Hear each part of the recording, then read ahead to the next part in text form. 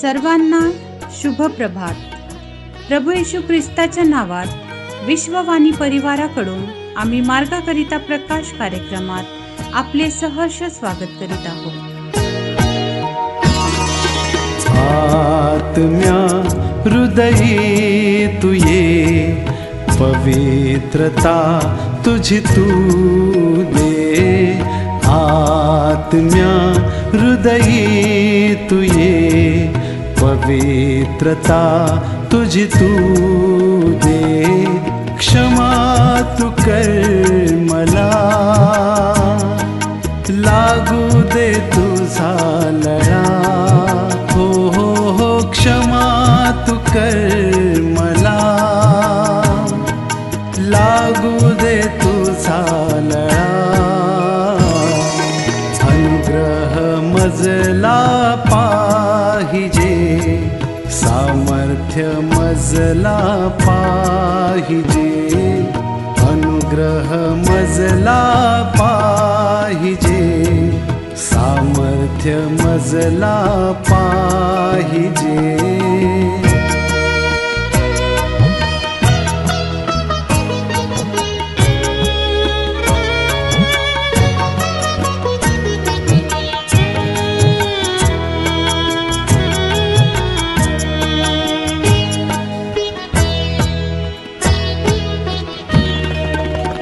चेतनेचा दीप हो, तू श्वास वायू रूप हो.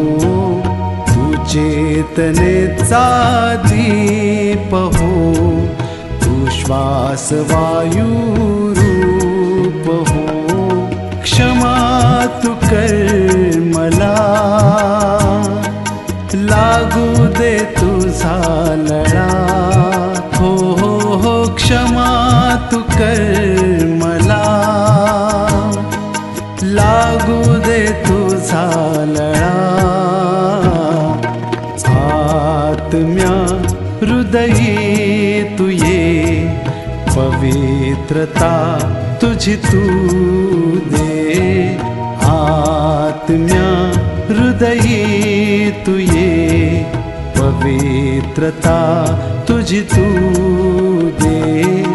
आत्म्या हृदयी तू ये. आजच्या मननाकरिता देवाचे वचन असे. योहानकृत शुभवर्तमान याचा 14वा अध्याय 12 पासून 16 पर्यंतची वचने. योहानकृत शुभवर्तमान 14वा अध्याय 12 ते 16.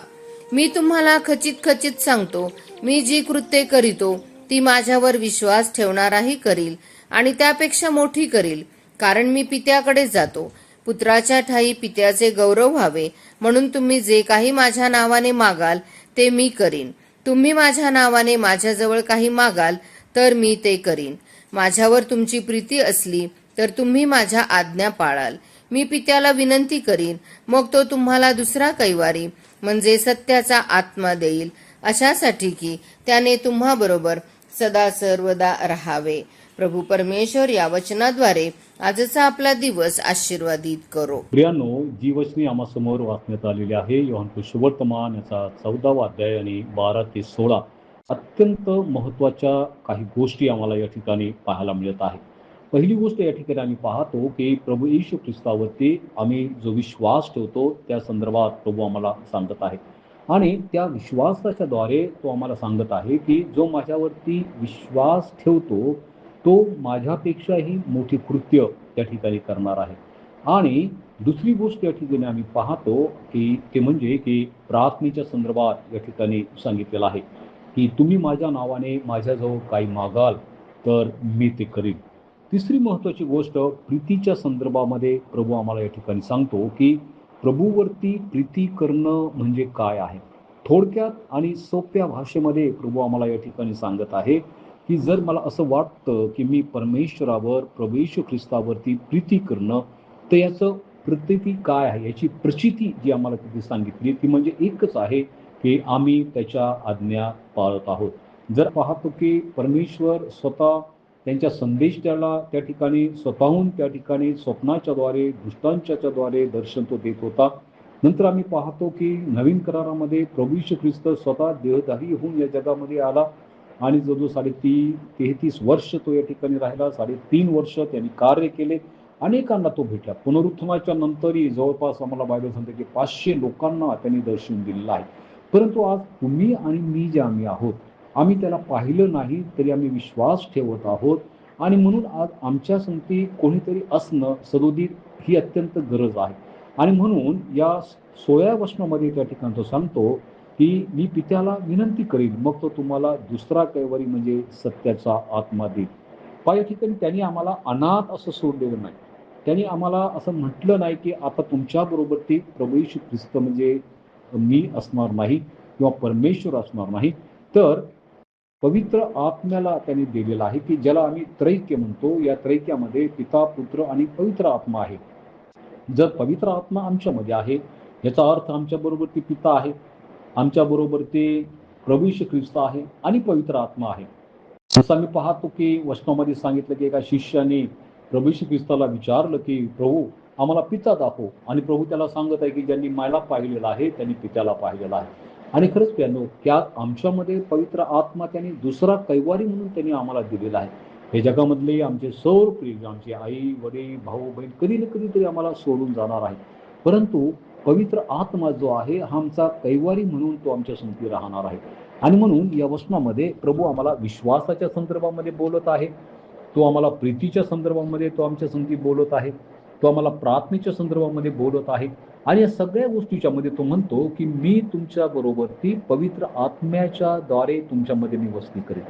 प्रिय, आज ही अत्यंत महत्वाची गोष्ट आम्हाला पाहायची की का माझा प्रभू येशू माझ्या बरोबर ती आहे का, आणि त्याचं प्रतीक म्हणून त्या ठिकाणी तो त्याचा आत्मा त्यांनी आमच्यामध्ये दिलेला आहे. आणि म्हणून दावीद स्तोत्र करता म्हणतो की परमेश्वरा, तुझा जो आत्मा माझ्यामध्ये आहे तो माझ्यामधून तू काढून घेऊ नको. आमचं पवित्रतेचं जीवन, प्रभूला आम्ही समोर ज्यावेळेस जातो त्यावेळेस हा आत्मा जो आमच्यामध्ये असतो तो आमच्या जीवनामध्ये जो कार्य करत आहे. आणि म्हणून 14 वचन सांगतं की तुम्ही माझ्या नावाने माझ्याजवळ काही मागाल तर मी ते करेल. तेव्हा सर्वात महत्वाची गोष्ट आम्ही प्रभूकडे मागूया की तुझा आत्मा तो आम्हाला दे, तो टिकावा, तो कायम त्या ठिकाणी आमच्या संगती तो राहावा, की ज्याच्याद्वारे जग आणि जगातल्या प्रत्येक गोष्टीपासून आम्ही आमच्या स्वतःला अलिप्त ठेवावं. प्रभू करो आणि तो पवित्र आत्मा आम्हा प्रत्येकाला मिळण्यासाठी प्रभू आमचं सहाय्य करो. प्रार्थना करूया. प्रभू आम्ही धन्यवाद करतो. प्रभू येशू ख्रिस्ता, तू या जगामध्ये आला, आमच्यासाठी दुःख सोसलं, आमच्यासाठी तू त्या वधस्तंभावर टांगल्या गेला, मरण पावला, पुन्हा उठला आणि स्वर्गात तू गेला, परंतु तू आम्हाला अनाथ असं सोडलं नाही. दुसरा कैवारी पवित्र आत्मा तू आज आमच्या दिलेला आहे, त्याबद्दल आम्ही धन्यवाद करतो. प्रभू आमच्या लोकांना त्याची गरज आहे. प्रभू आमच्या लोकांना तो कैवारी जो आहे तो येण्याची गरज आहे.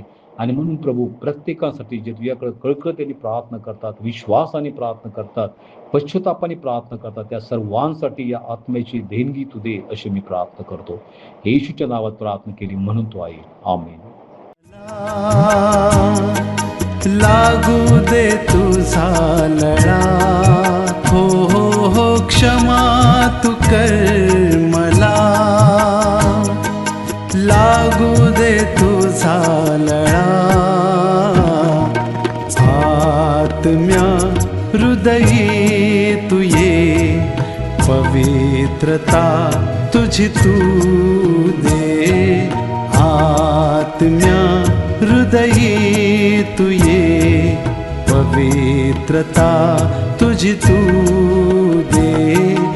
आत्म्या हृदयी तू ये, पवित्रता तुझी तू दे.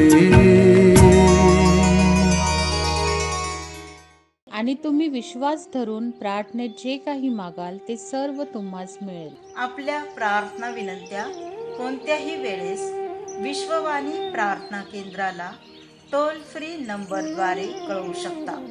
आमचा टोल फ्री नंबर 1-800-2700-333. पुन्हा ऐका, 1-800-2700-333. आम्ही आपणासाठी या नंबरवर प्रार्थना करण्यास उपलब्ध आहोत. धन्यवाद.